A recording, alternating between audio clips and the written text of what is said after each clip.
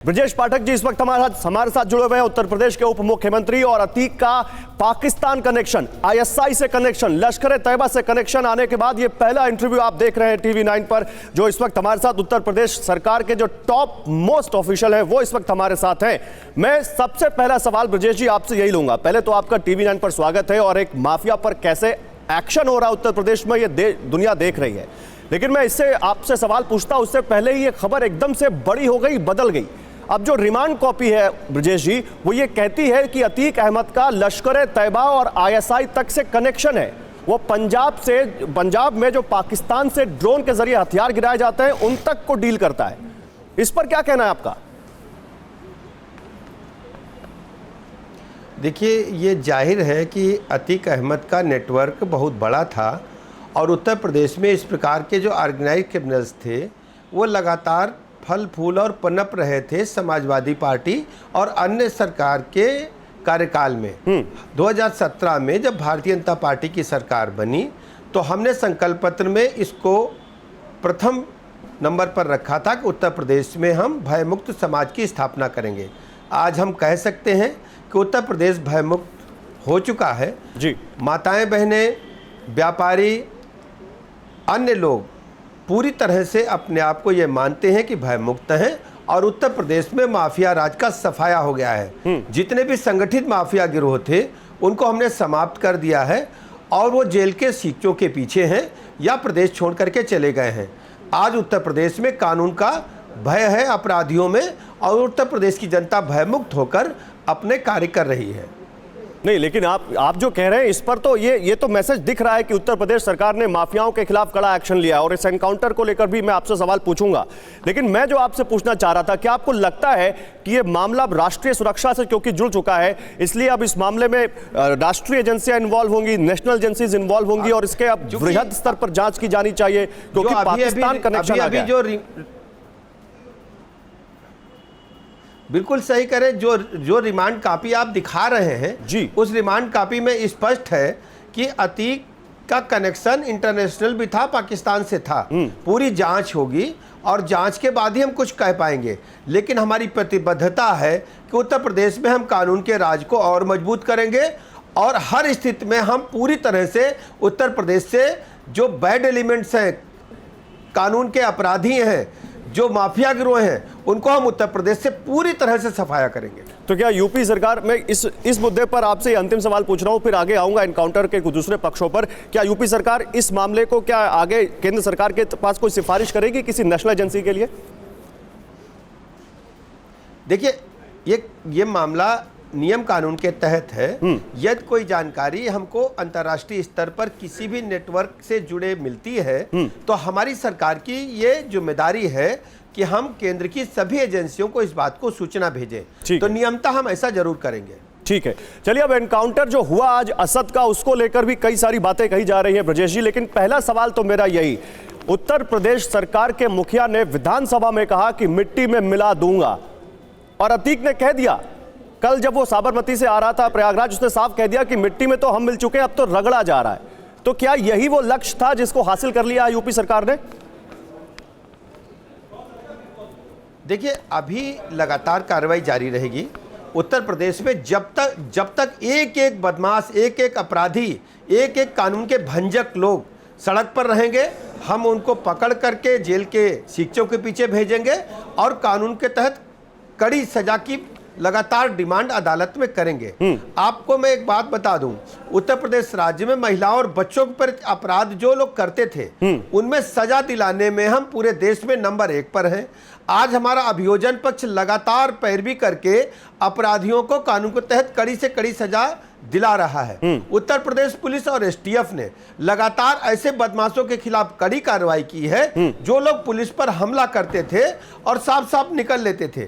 अब यह तय हो गया है कि उत्तर प्रदेश में कोई भी अपराधी, माफिया बचने नहीं पाएगा।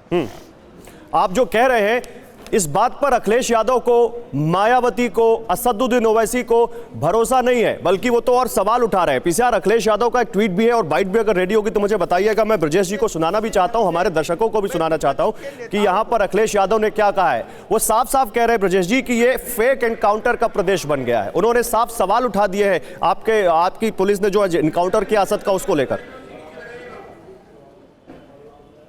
मैं आपको स्पष्ट कर दूं अग्रवाल साहब जी, कल भी एक एनकाउंटर उत्तर प्रदेश में हुआ था यूपी पुलिस से मुठभेड़ के बाद। उस पर किसी भी राजनीतिक दल ने प्रतिक्रिया नहीं दी है। क्या वो हिंदू था इसलिए प्रतिक्रिया नहीं दी गई? हम प्रदेश के लोगों से, देश के लोगों से अपील करते हैं। उत्तर प्रदेश आज विकास के पथ पर तेजी के साथ आगे बढ़ रहा है और उत्तर प्रदेश में जो भी अपराध करेगा, हम जाति, धर्म, संप्रदाय के आधार पर कोई एक्शन नहीं लेते। हम अपराध की कारित होने की घटना के आधार पर कड़ी कार्रवाई करते हैं। अपराधियों की और भी बड़े सवाल उठा दिए। अपराधी ये तो आपने अखिलेश यादव पर बड़े सवाल उठा दिए कि क्या वो धर्म विशेष देखकर एनकाउंटर पर सवाल उठाते हैं। मैं जरा अखिलेश यादव की वो प्रतिक्रिया सुना देता हूं ब्रजेश जी, और आपके पास फिर आता हूं। पीसीआर, ओवैसी की भी प्रतिक्रिया वो भी तैयार रखिएगा, लेकिन पहले अखिलेश यादव की क्या प्रतिक्रिया ये सुना देते हैं। ब्रजेश जी, 2 मिनट में आ रहा हूं तुरंत।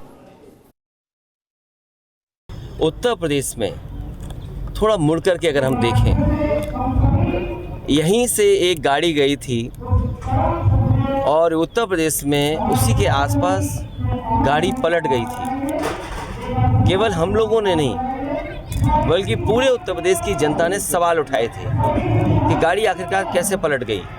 और आज हम ये खबर सुन रहे हैं, उत्तर प्रदेश फेक इनकाउंटर का उत्तर प्रदेश बन गया है। उत्तर प्रदेश में फेक इनकाउंटर हैं। ब्रजेश जी सुनिए क्या कह रहे हैं यहाँ पर।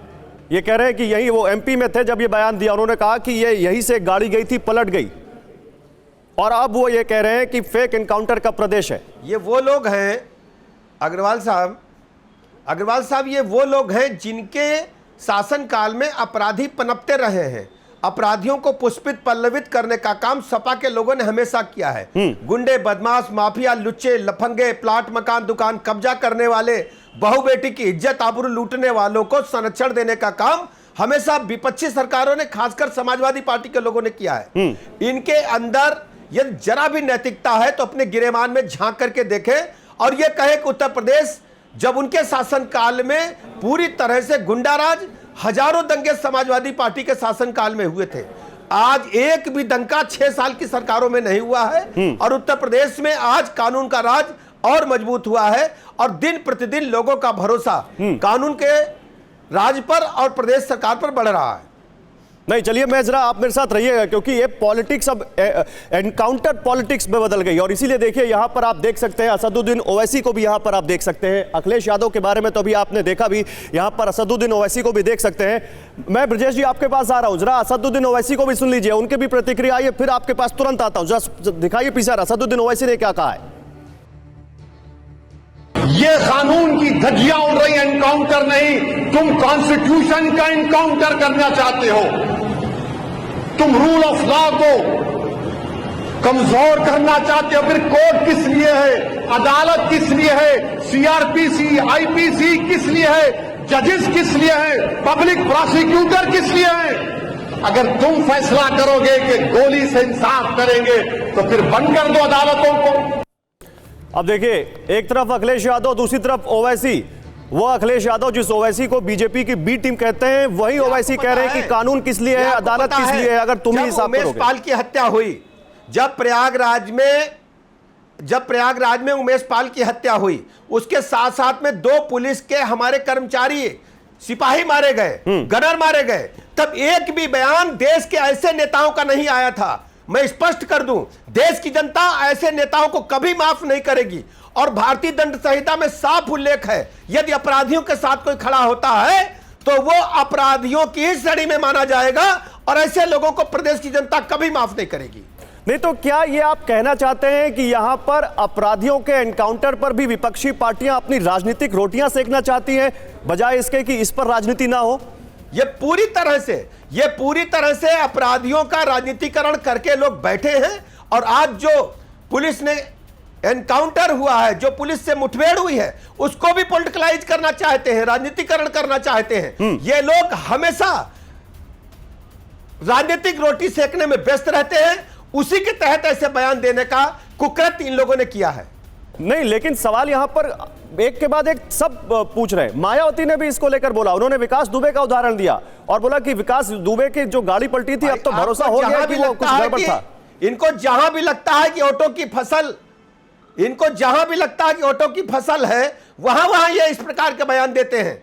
कल इनका कोई बयान नहीं आया था, उमेश पाल की हत्या हुई तो कोई बयान नहीं आया था, राजू पाल माननीय विधायक मारे गए और आज तक ये लोग सजा नहीं दिला पाए। समाजवादी पार्टी की लगातार सरकार रही है, हमारी सरकार ने उत्तर प्रदेश को कानून के मामले में बहुत मजबूत किया है। अब किसी गुंडे बदमाश माफिया की हैसियत नहीं है कि कानून हाथ में ले सके। तो क्या अब उत्तर प्रदेश के उप मुख्यमंत्री लाइव टेलीविजन पर यह कह रहे हैं कि यह एनकाउंटर बिल्कुल सही है और आगे भी माफियाओं के ऐसी एनकाउंटर होते रहेंगे? देखिए, इनकाउंटर कोई कार्रवाई नहीं है। हाँ। यदि कोई बदमाश, कोई माफिया पुलिस पर हमला करता है तो पुलिस को हक है अपने बचाव में फायर करने का। और वही हुआ है यहां पर। जी हां ब्रजेश जी, कुछ और मामले हैं इसमें, कुछ और भी शूटर हैं जो अभी पुलिस की गिरफ्त से बाहर हैं।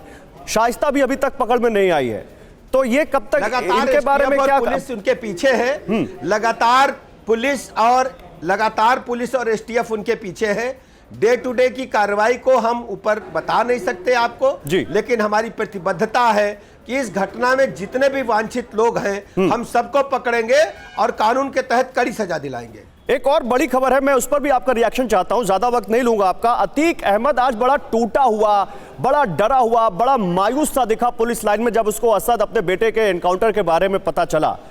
तो क्या यही वो हालत है, यही वो अंजाम है जो माफियाओं का उत्तर प्रदेश सरकार करने में जुटी हुई है?